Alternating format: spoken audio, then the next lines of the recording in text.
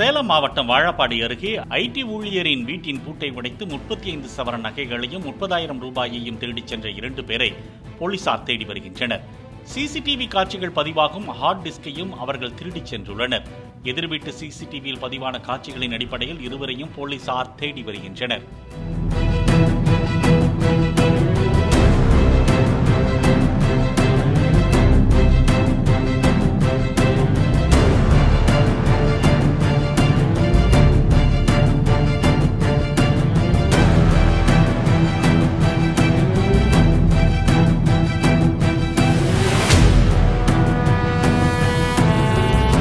Play store மற்றும் app ஸ்டோரில் இருந்து பாலிமர் செயலியை QR கோடு மூலம் பதிவிறக்கம் செய்யுங்கள். செய்திகளை உடனுக்குடன் பெறுங்கள்.